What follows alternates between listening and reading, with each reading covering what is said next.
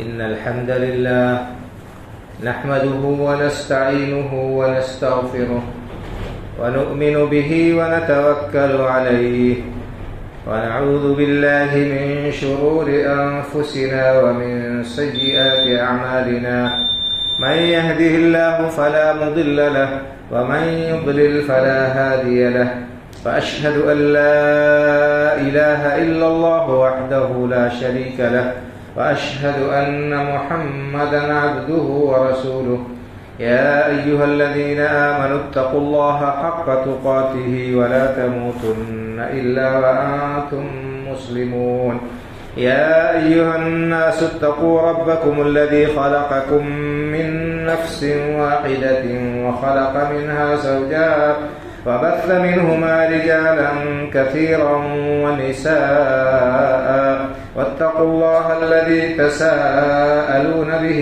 والأرحام إن الله كان عليكم رقيبا يا أيها الذين آمنوا اتقوا الله وقولوا قولا سديدا يصلح لكم أعمالكم ويغفر لكم ذنوبكم ومن يطع الله ورسوله فقد فاز فوزا عظيما أما بعد فإن خير الحديث كتاب الله وخير الهدي هدي محمد صلى الله عليه وسلم وشر الأمور محدثاتها وكل محدثة بدعة وكل بدعة ضلالة وكل ضلالة في النار. أعوذ بالله من الشيطان الرجيم. إنما الصدقات للفقراء والمساكين والعاملين عليها والمؤلفة قلوبهم وفي الرقاب والغارمين وفي سبيل الله وابن السبيل فريضة من الله. رب اشرح لي صدري ويسر لي أمري واحلل عقدة من لساني يفقه قولي. سبحانك لا علم لنا إلا ما علمتنا إنك أنت العليم الحكيم. اللہ وحدہ لا شریک کی بے پایا حمد و ثنا اور رسول اکرم صلی اللہ علیہ وسلم پر بے شمار صلاۃ و سلام کے بعد، بزرگوں اور بھائیوں، آج کے خطبہ جمعہ میں آپ حضرات کے سامنے زکوٰۃ کے تعلق سے کچھ باتیں عرض کروں گا۔ سب سے پہلے آپ کو یہ بات معلوم ہوگی کہ زکوٰۃ اسلام کے 5 بنیادی ارکان میں سے ایک اہم رکن ہے۔ جس طرح سے کلمہ شہادت لا الہ الا اللہ محمد الرسول اللہ کی گواہی دینا ہر مسلمان کے لیے لازمی اور ضروری ہے، جس طرح سے اس بات کا یقین رکھنا اور عمل کرنا ضروری ہے کہ دن اور رات میں 5 وقت کی نمازیں فرض ہیں۔ ان 5 اوقات کی نمازوں کا تارک اس کے لیے بڑی سخت وعید ہے، اور جو شخص نماز کی فرضیت کا منکر ہے وہ دائرہ اسلام سے خارج ہے۔ اسی طرح سے زکوٰۃ کا بھی معاملہ ہے۔ زکوٰۃ بھی اسلام کا تیسرا بنیادی رکن ہے، اور زکوٰۃ کی نہ ادائیگی پر بڑی سخت وعید آئی ہے، یہاں تک کہ اللہ کے رسول صلی اللہ علیہ وسلم کی وفات کے بعد کچھ لوگوں نے زکوٰۃ کی ادائیگی سے انکار کر دیا تھا، حالانکہ وہ نماز پڑھتے تھے، اپنے آپ کو مسلمان کہتے تھے، لیکن زکوٰۃ دینے سے انہوں نے انکار کر دیا تھا، جن کو مانعین زکوٰۃ کہا جاتا ہے۔ تو ایسے لوگوں سے حضرت ابوبکر صدیق رضی اللہ تعالیٰ عنہ اور صحابہ کرام رضی اللہ عنہ اجمعین نے قتال اور لڑائی کی، اور یہ کہا حضرت ابوبکر صدیق رضی اللہ تعالیٰ عنہ نے کہ جو شخص نماز اور زکوٰۃ کے درمیان فرق کرے گا، یعنی نماز پڑھے گا زکوٰۃ ادا نہیں کرے گا، زکوٰۃ کی فرضیت کا انکار کرے گا، میں اس سے لڑائی کروں گا، میں اس سے قتال کروں گا۔ کہنے کا مطلب یہ ہے کہ زکوٰۃ اسلام کا ایک انتہائی اہم فریضہ ہے، اور قرآن کریم میں اس کی بڑی تاکید کی گئی ہے، جگہ جگہ ذکر کیا گیا ہے، اقیموا الصلاۃ وآتوا الزکاۃ، نماز قائم کرو اور زکوٰۃ ادا کرو مال کی۔ اسی طرح اللہ نے فرمایا فَإِن تَابُوا وَأَقَامُوا الصَّلَاةَ وَآتَوُا الزَّكَاةَ فَخَلُّوا سَبِيلَهُمْ، یہ کفار اگر توبہ کر لیتے ہیں شرک سے، کفر سے، اور نماز قائم کرتے ہیں اور زکوٰۃ دیتے ہیں، تب اسے لڑائی نہ کرو۔ گویا کہ اسلامی سلطنت میں مسلمان حکمران کی یہ ذمہ داری ہے کہ وہ جس طرح سے نماز قائم کرنے کا حکم دیتا ہے لوگوں کو، زکوٰۃ بھی ان سے وصولے، اور زکوٰۃ کا اصل تو معاملہ یہی ہے کہ اسے بیت المال میں جمع کیا جائے، لیکن چونکہ ہمارے یہاں بیت المال کا نظم نہیں ہے جیسے ہونا چاہیے، یہ اسلامی ریاست کی ذمہ داری ہے کہ وہ بیت المال قائم کرے اور لوگوں سے زکوٰۃ وصولے اور اس میں جمع کرے۔ زکوٰۃ کی اہمیت اس قدر زیادہ ہے بھائی اور بزرگوں کہ قرآن کریم کی بہت ساری آیات اور اللہ کے رسول صلی اللہ علیہ وسلم کی بہت ساری احادیث اس کی اہمیت پر دلالت کرتی ہیں اور اس سلسلے میں وارد ہوئی ہیں، اور جو لوگ زکوٰۃ ادا نہیں کرتے ہیں ان کے سلسلے میں بڑی سخت وعید قرآن کریم اور احادیث مبارکہ میں آئی۔ گزشتہ خطبے میں نے آپ کے سامنے بیان کیا تھا بڑے بڑے گناہوں کا، ان میں سے یہ بھی تذکرہ کیا تھا کہ اگر زکوٰۃ انسان نہ دے، لوگ زکوٰۃ دینے سے رک جائیں تو اللہ رب العالمین کی طرف سے بارش برسنا بند ہو جاتی ہے۔ یہ سزا لوگوں کو ملتی ہے دنیا میں آخرت سے پہلے، اور آخرت میں اس مال کی زکوٰۃ ادا نہ کرنے والے کا کیا حکم ہے؟ قرآن کریم میں اللہ رب العالمین نے اسے بھی بیان فرمایا کہ والذین یکنزون الذهب والفضة ولا ينفقونها في سبيل الله فبشرهم بعذاب أليم يوم يحمى عليها في نار جهنم فتقوى بها جباههم وجنوبهم وظهورهم هذا ما كنزتم لأنفسكم فذوقوا ما كنتم تكنزون، کہ جو لوگ سونے اور چاندی کو سینچ کر اور جمع کر کے اکٹھا کر کے رکھتے ہیں، اسے اللہ کے راستے میں خرچ نہیں کرتے ہیں، ایسے لوگوں کے لیے دردناک عذاب کی بشارت سنا دیجیے۔ ایسے لوگوں کے لیے قیامت کے دن دردناک عذاب ہوگا، اور کیا ہوگا عذاب؟ کہ وہی مال اس کو گرم کر کے اس سے ان کے پہلو، ان کی پیٹھیں اور ان کے پیشانیاں داغی جائیں گی، اور کہا جائے گا ھذا ما کنزتم لانفسکم، یہی وہ مال ہے جو تم نے جمع کر کے رکھا تھا، فذوقوا ما کنتم تکنزون، تو اب یہ مال اس کا مزہ چکھو جو تم نے جمع کر کے رکھا تھا اور اللہ کے راستے میں اسے خرچ نہیں کرتے تھے۔ اسی طرح سے اگر کسی شخص کے پاس میں جانور ہیں، جانوروں کی زکوٰۃ ادا نہیں کرتا ہے، تو حدیث میں آتا ہے کہ قیامت کے دن یہ جانور میدان محشر میں لائے جائیں گے اور پورے تندرست ہوں گے، وہ انہیں رون دیں گے مالک کو جو مال کی ان کی زکوٰۃ نہیں دیتا تھا، اور انہیں ماریں گے، اور یہ سزا ان کو دی جائے گی۔ 50,000 سال کا جو دن ہوگا قیامت کا، اس دن مال کی زکوٰۃ ادا نہ کرنے والے کے مال کو لایا جائے گا، جانور کا جو مالک رہا ہوگا زکوٰۃ نہ دی ہوگی اسے وہ رودیں گے اور اس کو ماریں گے۔ اسی طرح سے جس شخص کے پاس میں مال رہا ہوگا، زکوٰۃ نہ ادا کی ہوگی، حدیث میں یہ آیا ہے کہ اس کے مال کو گنجا سانپ، بہت ہی زہریلا سانپ بنا کر اس کے گلے میں توق کی طرح سے ڈال دیا جائے گا، اور وہ اس کے جبڑوں کو ڈسے گا اور کاٹے گا اور کہے گا کہ میں تیرا مال ہوں، میں تیرا خزانہ ہوں جو تو نے سینچ کر رکھا تھا اور اللہ کے راستے میں نہیں نکالتا تھا، زکوٰۃ نہیں ادا کرتا تھا۔ تو بہرحال زکوٰۃ کے سلسلے میں بڑی تاکید آئی ہے اور بڑے واضح حکام اس کے سلسلے میں آئے۔ اس کا بھی بیان کیا گیا ہے کہ کس مال میں زکوٰۃ ہے اور کتنی زکوٰۃ ہے، اور کون لوگ ہیں جو مستحق ہیں جن کو زکوٰۃ دی جائے گی۔ اللہ رب العالمین نے سب کو تفصیل کے ساتھ بیان کر دیا۔ تو حدیث میں جو آتا ہے مال زکوٰۃ کون کون سے ہیں؟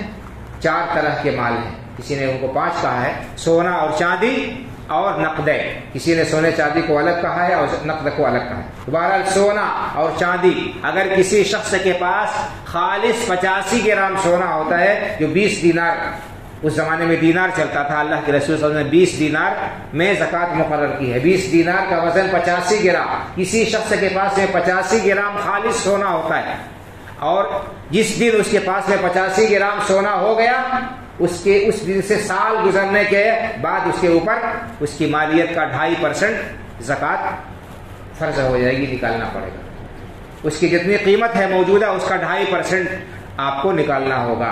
کس دن مالک ہوئے؟ رمضان میں زکوٰۃ فرض نہیں ہوتی ہے. زکوٰۃ کا معاملہ رمضان کے ساتھ متعلق نہیں ہے. لوگ آسانی کے لیے، سہولت کے لیے اور یادداشت کے لیے کہ رمضان کا مہینہ ہر ایک کو یاد رہتا ہے، اس مہینے میں نکالتے ہیں. ورنہ زکوٰۃ فرض ہوتی ہے جب مال، جس دن آدمی نصاب کے برابر مال کا مالک ہوتا ہے اس دن سے سال گزرنے کے بعد. اگر کسی کے پاس میں 85 گرام سونا یا 595 گرام چاندی، 52.5 تولہ 595 گرام چاندی یا اس کے برابر پیسہ جس شخص کے پاس میں جس دن ہو جاتا ہے اس دن سے سال گزرنے کے بعد اس کے اوپر 2.5% کے حساب سے زکوٰۃ فرض ہوگی. اگر رمضان میں آپ کے پاس میں آتا ہے تو اگلے سال رمضان میں. اگر کسی کے پاس میں رجب کے مہینے میں، ربیع الاول کے مہینے میں نصاب کے بقدر مال ہو جاتا ہے تو اگلے سال رجب میں یا ربیع الاول میں اس کے اوپر زکوٰۃ فرض ہو جائے گی. 1 سال پورا ہونا نصاب حولان حول یہ شرط ہے. اس کے لیے رمضان کی کوئی قید نہیں ہے. لیکن میں نے کہا آگے جو یعنی سہولت کے لیے لوگ رمضان میں حساب لگا لیتے ہیں تو 1 سال پورا ہونے کے بعد زکوٰۃ ہوگی. تو سونا چاندی، اس کے اندر سونے کا نصاب ہے 85 گرام اور چاندی کا نصاب ہے 595 گرام. جس شخص کے پاس میں 85 گرام یا اس سے زیادہ جتنا بھی سونا ہو، پورے سونے کی مالیت کا 2.5% وہ زکوٰۃ نکالے گا، اس کے اوپر فرض ہے. اور اگر کسی کے پاس میں 595 گرام چاندی ہوتی ہے خالص یا اس سے زیادہ جتنی ہے، پورے میں اگر 600 گرام ہے تو پورے 600 گرام کی زکوٰۃ نکالی جائے گی. یہ نہیں کہ صرف 5 گرام کی نکالی جائے گی. بعض لوگ یہ سمجھتے ہیں کہ جتنا نصاب کم از کم ہے اس کو نکال دیں گے باہر کر کے، اس سے زیادہ جتنا ہے اس میں نہیں. نصاب سے 1 گرام بھی زیادہ ہو گیا تو آپ کو پورے نصاب کی، یعنی کسی کے پاس میں 86 گرام سونا ہے تو پورے 86 گرام کی وہ زکوٰۃ نکالے گا. یہ نہیں کہ صرف 1 گرام کی زکوٰۃ نکالے. بعض لوگوں نے مجھ سے سوال پوچھا، اس لیے میں وضاحت کر رہا ہوں. یعنی ان کے ذہن میں یہ اشکال تھا کہ جتنا نصاب ہے اس سے آگے جتنا ہے صرف اس کی نکالنی رہے گی اور اس نے کی زکوٰۃ نکالنی نہیں رہے گی. ایسی بات نہیں ہے. اگر کسی کے پاس میں 90 گرام سونا ہے تو پورے 90 گرام کی نکالے گا. 100 گرام سونا ہے تو پورے 100 گرام کی، جتنا بھی ہے 85 گرام سے زیادہ پورے کے جو ہے 2.5% کی زکوٰۃ نکالی جائے گی. اسی طرح 595 گرام یا 600 گرام، کلو 2 کلو 10-20 کلو جس کے پاس میں چاندی ہے، جتنی ہے پورے چاندی کی مالیت نکال کر اس کا 2.5% نکالیں گے. اگر کسی کے پاس میں سونا چاندی نہیں ہے، اس کے پاس میں کیش ہے، پیسے ہیں، تو ایسی صورت میں دیکھے گا کہ 595 گرام چاندی کی قیمت جتنی ہوتی ہے تقریباً 40,000 کے آس پاس ہوتی ہے. اتنا مال اس کے پاس میں جس دن ہو گیا کیش اور سال اس پر گزر گیا تو پورے جو ہے وہ اپنے مال کی وہ زکوٰۃ 2.5% کے حساب سے نکالے گا. تو یہ ایک چیز ہو گئی. دوسرے ہے جانور. بہت سارے لوگ ہیں ان کے پاس میں جانور ہوتے ہیں، اونٹ، گائے، بیل، بھینسیں، بھیڑ، بکریاں. تو اس کی بھی زکوٰۃ اللہ کے رسول صلی اللہ علیہ وسلم نے بتائی ہے. اگر کسی شخص کے پاس کم از کم 5 اونٹ ہے اور سال بھر ان اونٹوں کا گزارا قدرتی چراگاہ پر ہوتا ہے، کھوٹے پر باندھ کر اور چارہ خرید کر نہیں کھلا رہا ہے بلکہ قدرتی چراگاہ میں ادھر ادھر چرا کر وہ جو ہے ان کا گزارا کر رہا ہے، تھوڑا موڑا کھلا رہا ہے، تو کم از کم 5 اونٹ انسان کے پاس میں ہے تو اس کے اوپر 1 بکری ہوگی. 9 اونٹ تک. جب 10 اونٹ ہو جائیں گے اور سال گزر گئے تو 2 بکریاں ہو جائیں گی. 14 اونٹ تک. 15 ہو گئے تو 3 بکریاں ہو جائیں گی. اس طرح سے 24 اونٹ تک ہے. ہر 5 اونٹ پر 1 بکری. اور جب 25 اونٹ ہو گئے تو پھر اس کے پاس میں اونٹ کا 1 سال کا جو ہے بچہ اس کو دینا ہوگا. اسی طرح کسی شخص کے پاس میں 30 گائیں یا 30 بھینسیں ہیں اور وہ ان کو چرا کر سال بھر جو ہے گزارا کراتا ہے، چارہ نہیں خرید کر کھلاتا ہے، ایسی صورت میں 30 گائے میں یا 30 بھینس میں 1 سالہ جو ہے بچڑی یا بھینس مادہ جو ہے وہ اس کو دینی ہوگی. اس کے بعد جیسے جیسے مقدار بڑھتی جائے گی وہ نصاب بڑھتا جائے گا. اسی طرح اگر کسی شخص کے پاس 40 بکریاں یا 40 بھیڑیں کم از کم ہیں یا بھیڑ بکریاں دونوں ملا کر 40 ہو جاتے ہیں اور وہ سال کا بیشتر حصہ قدرتی چراگاہ پر ان کا گزارا کرتا ہے تو اس کے اوپر سال میں 1 بکری ہوگی، دینا ہوگا اس کو زکوٰۃ میں. تو یہ بھیڑ بکریوں کی بھی زکوٰۃ ہے. اسے بیان کیا گیا جیسے جیسے تعداد بڑھتی جائے گی ویسے تعداد بڑھتی جائے گی. 100 بکری تک 1 ہے. 101 بکری ہو گئی یا 101 بھیڑ ہو گئی تو 2 بکریاں یا 2 بھیڑیں جو زیادہ ہیں وہ دینی ہوں گی. اس طرح سے نصاب ہے جانوروں کا. اسی طرح تیسری چیز جو ہے انسان کے پاس میں مال تجارت ہے. انسان تجارت کر رہا ہے، جو چیز بھی، جس چیز کی بھی تجارت کر رہا ہے، وہ غلے کی تجارت کر رہا ہے، کپڑے کی تجارت کر رہا ہے، بلڈنگ مٹیریل کی تجارت کر رہا ہے، کسی بھی چیز کی تجارت کر رہا ہے، اس کے پاس میں اور کوئی سامان ہے تو دیکھے گا کہ اس کے پاس میں کتنا مال اسٹاک میں ہے. جس دن اس کے پاس میں اسٹاک اتنا ہے ہو گیا کہ وہ چاندی سے 595 گرام کی قیمت نصاب کے برابر ہو گیا مال، تو اس مال کی وہ قیمت لگائے گا. موجودی قیمت جتنی ہوگی اس کے پاس میں اسٹاک میں، اس کی مالیت میں سے 2.5% وہ زکوٰۃ نکالے گا. اسی طرح سے زمین کی پیداوار میں کوئی آدمی کسان ہے، کھیتی کسانی کرتا ہے، غلہ پیدا کرتا ہے، اگر اس کے پاس میں 20 من پیداوار ہوتی ہے، تقریباً 7.5 کوئنٹل پیداوار ہوئی، اگر قدرتی پانی سے ہے، بارش کے پانی سے ہے، سیراب نہیں کرنا پڑا ہے، اس کو پمپ سیٹ نہیں چلانا پڑا ہے، ایسی صورت میں اس کو 10واں حصہ نکالنا پڑے گا. اور یہ صرف پہلی بار، ایک بار جب فصل کٹ جائے اور غلہ نکل آئے، دیکھیں 20 من اگر پیداوار ہوئی ہے تو اس میں سے قدرتی پانی سے اگر سیراب ہوا ہے، اس میں اس کا خرچ نہیں لگا ہے تو 10واں حصہ اس کو دینا ہوگا. اور اگر پیسے خرچ کر کے اس نے پٹائی کرا کر جو ہے کھیتی کی ہے تو اس کو 20واں حصہ دینا ہوگا، جس کو نصف عشر کہتے ہیں. اور اس کے بعد یہ غلہ اس کے پاس میں چاہے جتنے دن رہے، دوبارہ اس پر زکوٰۃ نہیں ہوگی، کیونکہ اس غلے کے اندر پھر بڑھوتری نہیں ہونی ہے. تو یہ مال نامی نہیں ہے، یہ بڑھے گا نہیں، گھٹے گا ہی، انسان کھائے گا اس کو، کم ہوگا، اس میں کچھ اضافہ نہیں ہوگا. اس لیے اس میں دوبارہ زکوٰۃ نہیں ہے. ایک بار ایک فصل میں آپ نے عشر یا نصف عشر نکال دیا، سال بھر اس غلے کو رکھے رہے، 2 سال رکھے رہے، 5 سال رکھے رہے، اس پر دوبارہ زکوٰۃ نہیں ہوگی.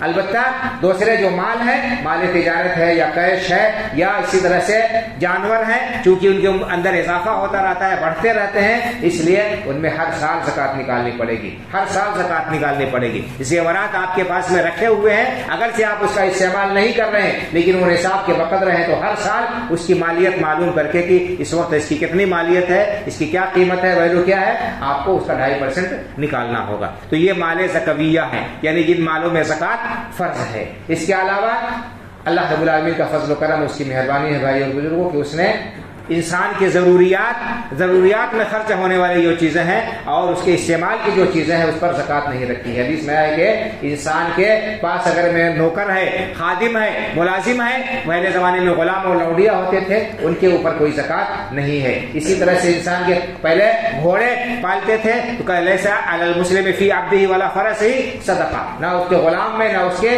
گھوڑے میں، جانور میں جو اس نے اپنے سواری کے لیے رکھ رکھا ہے، اس میں کوئی زکوٰۃ نہیں ہے. تو اگر آپ کے پاس میں گاڑی ہے، چاہے کتنی بھی قیمتی گاڑی ہو، اس گاڑی میں آپ کے استعمال کی ہے تو اس میں آپ کو زکوٰۃ نہیں دینی ہے. آپ کے گھر میں استعمال کرنے کے جو برتن ہیں، آپ کے کپڑے، لباس اور جو دوسری چیزیں ہیں، ان میں کوئی زکوٰۃ فرض نہیں ہے. زکوٰۃ فرض ہے ان 4 چیزوں میں جو میں نے بتایا: سونا چاندی، نقد جس کو کہتے ہیں، اور کیش، اور اسی طرح سے جانور اور مال تجارت اور زمین کی پیداوار. ان چیزوں کے اندر زکوٰۃ ہے. اور اگر کسی شخص کے پاس میں پراپرٹی ہے، اس کو اس نے اٹھا رکھا ہے کرائے پر، تو اس کے کرائے پر زکوٰۃ ہوگی. یا اگر کسی کے پاس میں گاڑیاں ہیں اور وہ ان کو کرائے پر دے رہا ہے تو گاڑی کی مالیت پر زکوٰۃ نہیں ہوگی. اس سے جو آمدنی ہوگی، جو کرایہ ہوگا، اگر بچتا ہے اور نصاب کے بقدر ہوتا ہے سال بھر، تو آپ کو اس میں زکوٰۃ نکالنی ہوگی. یہ چند موٹے موٹے مسائل ہیں جو میں نے بیان کیے. کن چیزوں میں، کن مالوں میں زکوٰۃ فرض ہے.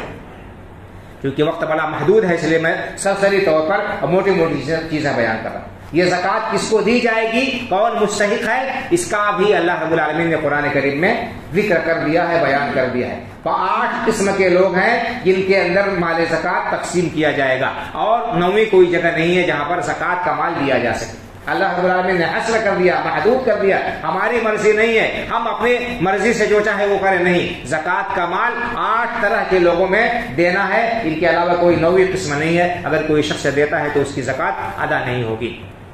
اللہ نے فرمایا انما الصدقات للفقراء والمساکین. سب سے پہلے فرمایا کہ مال زکوٰۃ فقراء اور مساکین کے لیے. فقیر کس کو کہتے ہیں، مسکین کس کو کہتے ہیں، اس کے سلسلے میں اختلاف.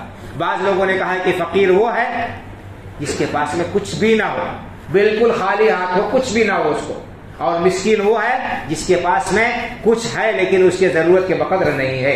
انسان ہے کما رہا ہے 100 روپے اور اس کا خرچہ ہے 200 روپے. بچے زیادہ ہیں مثال کے طور پر یا کم ہی ہیں, لیکن دوا علاج میں, تعلیم میں اور دوسری ضروریات میں خرچہ ہو جا رہا ہے, اس کا خرچ پورا نہیں ہو پا رہا ہے, پریشان ہے, تو وہ مسکین ہے. جس کے پاس میں کچھ ہے لیکن اس کی ضروریات کے بقدر نہیں ہے تو اس کو مسکین کہا گیا. بعض لوگوں نے اس کے برعکس کہا کہ مسکین وہ ہے جس کے پاس میں کچھ بھی نہ ہو, اور فقیر وہ ہے جس کے پاس میں تھوڑا موڑا ہو لیکن گزران اس کی نہ ہوتی ہو, تو یہ فقیر اور مسکین ان کو دے سکتے ہیں. انما الصدقات للفقراء والمساکین والعاملین علیہا. تیسرے نمبر پر بتایا کہ اگر اسلامی حکومت ہے, بیت المال ہے, تو زکوٰۃ وصولنے کے لیے حکومت لوگوں کو بھیجے گی, اور اس کے بعد جو زکوٰۃ کا مال آئے گا اس کو انٹری کرنا ہوگا, اس کو لکھنا ہوگا کہ ہاں فلاں جگہ سے اتنا مال آیا, پھر اس کو خرچ کرنا ہوگا, حساب مینٹین کرنا ہوگا, اس کی حفاظت کرنی ہوگی, اس کی دیکھ ریکھ کرنی ہوگی. اگر جانور آئے مال زکوٰۃ میں تو ان کو چرانا ہوگا, ان کو چارہ پانی دینا ہوگا اور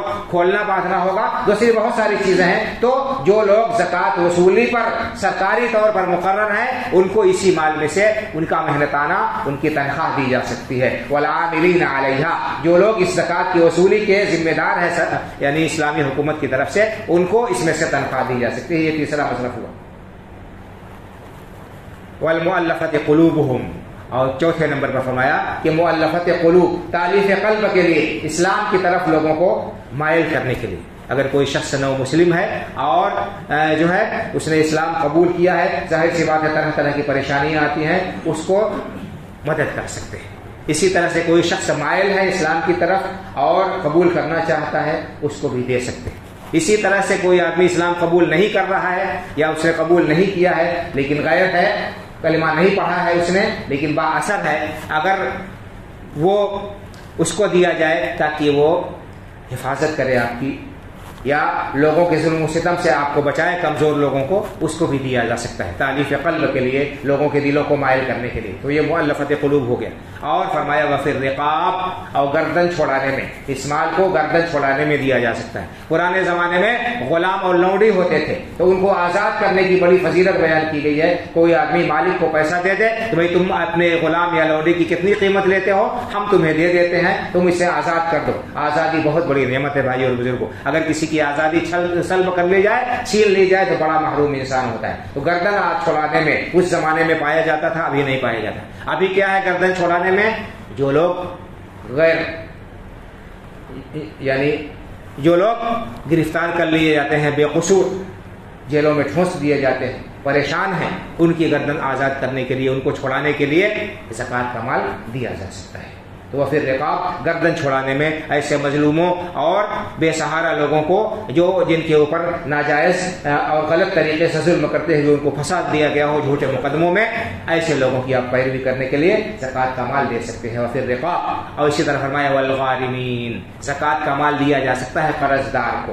کوئی شخص ہے کاروبار اچھا خاصا کر رہا تھا, اچانک اس کا کاروبار بیٹھ گیا, دیوالیہ ہو گیا, اس کے پاس میں کچھ بھی نہیں بچا, اس کے اوپر قرض ہے اور وہ قرض ادا نہیں کر سکتا ہے, ایسے قرض دار شخص کے قرضے کی ادائیگی کے لیے آپ زکوٰۃ کا مال اسے دے سکتے ہیں. الغارمین, یا کوئی آدمی عام ہے, انسان ہے, کھاتا پیتا ہے, اچانک بیماری آ گئی, گھر میں کوئی بڑی مصیبت آ گئی, تو ایسی صورت میں وہ نہیں جو ہے اپنے بال بچوں کا علاج نہیں کر سک رہا ہے, اور اس نے لے لیا مثال کے طور پر کسی سے قرض کہ بھائی آپ ہمیں قرض دے دیجئے اور ہم بعد میں آپ کو ادا کر دیں گے, لیکن اس کے حالات نہیں سدھرے, وہ مقروض ہے. ایسے شخص کو آپ, ایسے قرضدار شخص کی مدد کر سکتے ہیں اپنے زکوٰۃ کے مال سے, اس کے زکوٰۃ جو ہے اس کا قرض چکانے کے لیے. لیکن آپ نے کسی کو قرض دیا ہوا ہے اور وہ ادا نہیں کر رہا ہے, آپ اپنی زکوٰۃ رکھ لیں, یہ سوچے کہ اس کے ذمہ جو قرض ہے میں اس کی طرف سے رکھ لوں, یہ علماء نے اس کو درست نہیں قرار دیا ہے. آپ زکوٰۃ کے مال کا اس کو مالک بنائیے. ہو سکتا ہے کہ وہ اور زیادہ ضرورت مند ہو, اس کے پاس میں کھانے پینے کو نہ ہو اور دیگر اخراجات کے لیے نہ ہو, تو انسان اگر اس نے کسی کو زکوٰۃ کسی کو قرض دے رکھا ہے اور وہ اس کا قرض نہیں لوٹا پا رہا ہے, واقعی غربت کی وجہ سے, مجبوری کی وجہ سے, پریشانی کی وجہ سے انسان ایسے شخص کی مدد کر سکتا ہے زکوٰۃ کے مال سے, لیکن وہ اپنے کھاتے میں اسے نہیں لے سکتا ہے کہ ہاں ہم نے تمہاری طرف سے قرض ادا کر دیا, اپنے پاس میں اپنی زکوٰۃ رکھی. یہ درست نہیں ہے. بہرحال اس طرح سے ضرورت مندوں کی مدد کرنا چاہیے. وفی الرقاب والغارمین وفی سبیل اللہ، اور اللہ کے راستے میں یعنی جہاد کی ضروریات میں زکوٰۃ کا مال خرچ صرف کیا جا سکتا ہے۔ اور آج کے زمانے میں حالات دوسرے ہو گئے۔ آج ہم کسی کا مقابلہ کیسے کریں گے؟ علم کے ذریعے سے۔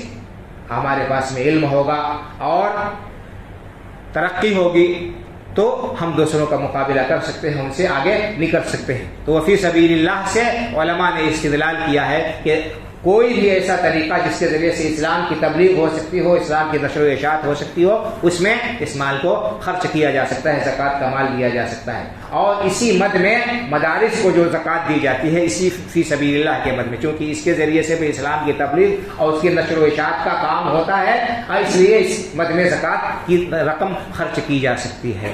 جس طرح سے جہاد کے ذریعے سے مقصد ہی ہوتا ہے اسلام کی نشر و اشاعت، اسی طرح سے دینی تعلیم کے ذریعے سے بھی مقصد ہوتا ہے اسلام کی نشر و اشاعت۔ تو فی سبیل اللہ میں آپ مال خرچ کر سکتے ہیں۔ وابن السبیل، آخری مصرف آٹھواں جو بیان کیا گیا ہے وہ مسافر۔ کوئی آدمی سفر میں گیا اور وہ ایک اندازہ لگا کر گیا تھا کہ ہم فلاں تاریخ کو گھر سے چل رہے ہیں، فلاں دن اتنے دن میں ہمارا کام ہو جائے گا، پھر واپس آ جائیں گے۔ اچانک کوئی حادثہ پیش آ گیا، کوئی مسئلہ پیش آ گیا، اس کا سفر خرچ ختم ہو گیا، جیب اس کی کٹ گئی، کسی نے مال چھین لیا اس کا، یا اور کوئی مصرف ہوا، کام اس کا اٹک گیا جس کام کے لیے وہ آیا تھا، مثال کے طور پر علاج کے لیے گیا، فلاں جگہ جا رہے ہیں علاج کے لیے، ہفتے اچھلے میں واپس آ جائیں گے، معلوم ہوا علاج لمبا پڑ گیا اور اس کے اخراجات ختم ہو گئے۔ اگرچہ وہ اپنے وطن میں مالدار ہے، اگرچہ اس کے پاس میں مال ہے گھر پر، لیکن مسافر ہے، پردیسی ہے، اس کا مال خرچ ہو گیا، اس کے پاس میں نہیں ہے، تو اس کی بھی مدد زکوٰۃ کے مال سے کی جا سکتی ہے، اس کی بھی مدد زکوٰۃ کے مال سے کی جا سکتی ہے۔ یہ 8 مصرف ہے جو قرآن کریم کے اندر بیان کیے گئے ہیں، انہی 8 مصارف میں زکوٰۃ کا مال خرچ ہوگا۔ ان کے علاوہ کوئی دوسرا مصرف، 9واں مصرف نہیں ہے جس میں زکوٰۃ کا مال صرف کیا جا سکتا ہے۔ آپ دیکھ رہے ہیں ان میں مساجد کا تذکرہ نہیں، تو مسجد کی کسی بھی ضرورت میں زکوٰۃ کا مال نہیں لگایا جا سکتا۔ مسجد میں جو آپ مال دیں گے وہ عطیہ ہوگا، وہ تعاون ہوگا۔ تو یہ زکوٰۃ کے مصارف ہوئے، مصارف ثمانیہ 8 جن کا بیان قرآن کریم کے اندر سورہ توبہ میں آیت نمبر 60 نمبر کی آیت میں یہ مصارف زکوٰۃ بیان کیے گئے ہیں۔ میں نے آپ کے سامنے انتہائی اختصار کے ساتھ وقت کو مد نظر رکھتے ہوئے ان کو بیان کر دیا ہے۔ تو ہمیں چاہیے کہ ہم ان مسائل کو جانیں، سیکھیں۔ زکوٰۃ کے موضوع پر آپ کو کتابیں بھی ملیں گی ہر زبان میں، اور جو لوگ صاحب نصاب ہیں جن کو اللہ نے مال سے نوازا ہے وہ اس زکوٰۃ کے مسائل کو جانیں اور سیکھیں، تاکہ ان کے اوپر جو فرض ہے اس فرض کو ادا کر سکیں، ان کا مال پاک ہو اور دنیا میں بھی خسارے اور نقصان سے بچے اور آخرت میں بھی اللہ رب العالمین کی پکڑ سے بچ سکیں۔ اور بھائی اور بزرگوں، یہ اسلام نے زکوٰۃ جو فرض کی ہے اس کے اندر انسانیت کا درس دیا گیا ہے، ہمدردی اور خیر خواہی کا درس دیا گیا ہے، لوگوں کے دکھ درد میں شرکت کرنے کا حکم دیا گیا ہے۔ تو یہ اسلام انسانیت کا دین ہے، ہمدردی کا دین ہے، بھائی چارے کا دین ہے۔ اس کے اندر اللہ رب العالمین نے اس چیز کو فرض قرار دیا۔ تو جن لوگوں کے پاس میں نصاب کے بقدر مال ہے کسی بھی طرح کا، ان کو زکوٰۃ ادا کرنی چاہیے۔ اگر کسی شخص کے پاس میں اتنا مال نہیں ہے جو زکوٰۃ کے نصاب کو پہنچتا ہو تو وہ نفلی صدقہ دے گا۔ نفلی صدقہ دینے کی بھی بڑی فضیلت احادیث کے اندر بیان کی گئی ہے۔ اگر کوئی شخص اللہ کے راستے میں خرچ کرتا ہے تو اللہ تعالیٰ اسے بڑھا چڑھا کر دے گا۔ تو اس کے علاوہ عطیات ہے، صدقات ہے، اور اسی طرح سے آپ کہہ سکتے ہیں کہ صدقہ جاریہ، یعنی انسان کوئی ایسا صدقہ کر جائے جس کا جو بچا رہے اور اس سے لوگ فائدہ اٹھاتے رہے۔ کہیں پر کنواں کھدوا دیا، کہیں پر ہینڈ پائپ لگا دیا، کہیں پر کسی ضرورت مند کی ایسی مدد کر دی کہ جس کے ذریعے سے وہ اپنی روزی روٹی چلا رہا ہے، کسی کو ٹھیلا خرید کر دے دیا، ٹھیلا گاڑی، کہ اس کے ذریعے سے اپنے بال بچوں کا پیٹ پال رہا ہے۔ تو جب تک وہ آدمی اس ٹھیلے کو استعمال کر رہا ہے، مثال کے طور پر اس کا پیٹ پردہ چل رہا ہے، اللہ تعالیٰ آپ کے جو ہے اعمال نامے میں ثواب لکھیں گے۔ آپ نے جاڑے میں کسی کو کمبل پہنا دیا اور دے دیا، کوئی اور چیز دے دی، کمبل کسی کو دے دیا اور کسی کو جیکٹ دے دیا، اس کے ذریعے سے جب تک وہ استعمال کرتا رہے گا صدقہ جاریہ ہوگا، آپ کو اس کا ثواب ملتا رہے گا۔ اللہ تعالیٰ سے دعا ہے کہ اللہ تعالیٰ ہمیں دین کو سمجھنے کی اور اس پر عمل کرنے کی توفیق عطا فرمائے۔ اللہ تعالیٰ دنیا اور آخرت دونوں جگہ ہمیں اپنے فضل و کرم کے سائے میں رکھے اور اسلام پر زندہ رکھے، ایمان پر ہمارا خاتمہ ہو، آمین۔ اقول قولی ھذا واستغفر اللہ لی ولکم ولسائر المسلمین واستغفروہ من کل ذنب انہ هو الغفور الرحیم۔